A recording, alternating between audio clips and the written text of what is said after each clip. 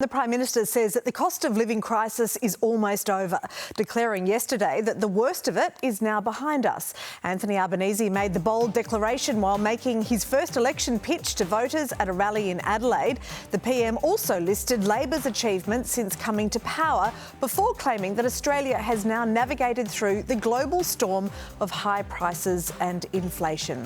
For their take, let's bring in Environment Minister Tanya Plibersek and Nationals MP Barnaby Joyce. Morning to you both. OK, Tanya, the Prime Minister sounded very confident that inflation crisis was over. Still feels like a hard sell, though, when so many Aussies are struggling. Yeah, well, we know it's not job done, but the truth is we inherited inflation with a 6 in front of it and rising. We've got it down to less than 3% and falling. So from over 6% to now 2.8% and falling. That's a great achievement, and it's because of course, we've delivered 2 back-to-back surpluses, in contrast to the previous government that promised a surplus in their first year and every year after, but never delivered a single surplus. And we're addressing those real cost of living pressures with electricity bill relief. I mean, yesterday the Prime Minister made a huge announcement about reducing student debt. We've got work with the supermarkets to bring down supermarket prices, fee-free TAFE, cheaper childcare, rent assistance. We're building more homes so people can get a house cheaper. Right across the board, we're focusing on getting prices down day to day for ordinary people, because we know that is absolutely the #1 agenda for the country. Yeah, look, it did sound like he launched your campaign slogan, Building Australia's Future. Barnaby, inflation is coming down, wages are going up. Is that going to hurt your election chances? Well, you know, I can smell an election coming on. That's certainly the fact. Once people are standing behind you in a press conference nodding, you've got an election coming on. What I can say is test all the rhetoric against this. Has your power bill gone up or down? The reason they give you electricity relief is because they've completely botched the electricity market. Do you feel when you go to the groceries that all of a sudden things are cheaper and more affordable and you're right? Or do you find you really struggle? When you go to pay your rent, do you believe that it's completely reasonable and you're right on top of it? Or do you believe it's kind of out of reach? Or buying a house? See, when we test the rhetoric of what the Labor Party is saying against the reality of how you are living, it's completely and utterly disconnected. So go with the reality and realise they're not up to the job. OK, let's move on. Some new polling is pretty bad across the board. Sorry, Tanya, what his plan is. What's Barnaby's plan to get prices down? Like, he is great at having a whinge on TV, but Peter Dutton has not given us a single detail of his plan Barnaby? should he become Prime Minister. He said he wants to build nuclear reactors. He can't even say how much that would cost. Okay, what's Barnaby's plan for bringing down the cost of living? Well, you're dead right. We're going to build baseload power, Tanya. We're going to try and fundamentally change how the electricity market works, which even Queensland all your doesn't costs. want You've it.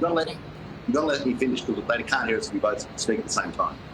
So this fundamentally changes how the electricity market works. And you've seen your plan up in Queensland, Tanya. The $12 billion Pioneer pump hydro was actually, and this from the own company, a $24 billion pump hydro. I mean, you can't just lobby this cost on people here in Mascot, where you live, or around here, because they just can't pay for it. It's complete fantasy. It's like all you need amongst those minions, the unicorn, all those things for those kids early on, was the Labor Party dressed up as independent power. That's the only one that was missing there. Yeah, OK, all right, we've got to move on because I want to ask you about this new polling, which is bad for both sides of politics, really bad, in fact.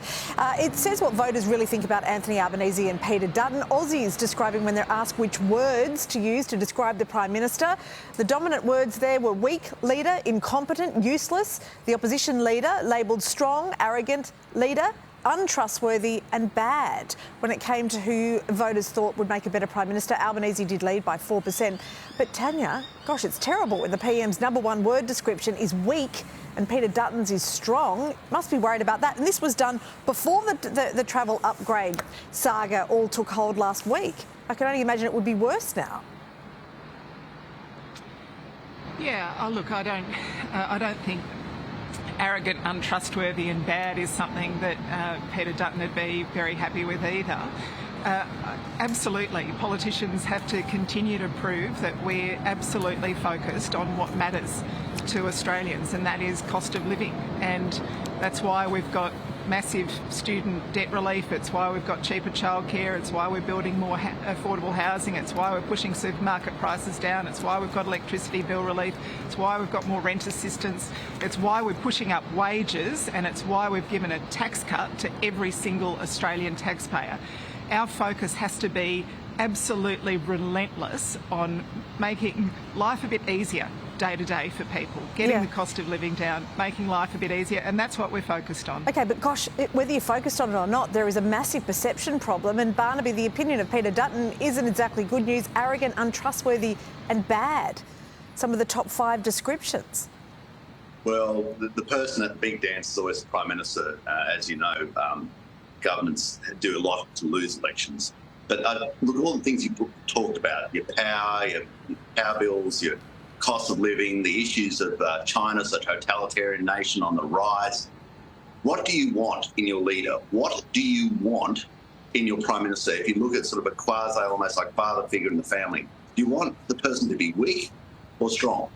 Now, the Prime Minister in his last week showed he was weak. That food salad that he dished up as an explanation of his upgrades, rather than just fessing up, being straight with the Australian people, just confirmed in everybody's mind, this guy, he just doesn't have the gumption, the fortitude to be straight with us. He is not a tough guy. Yeah. And if Peter Dutton's tough, then I'll accept that. If Yeah, he's but strong, they probably, we probably don't want untrustworthy and bad as well.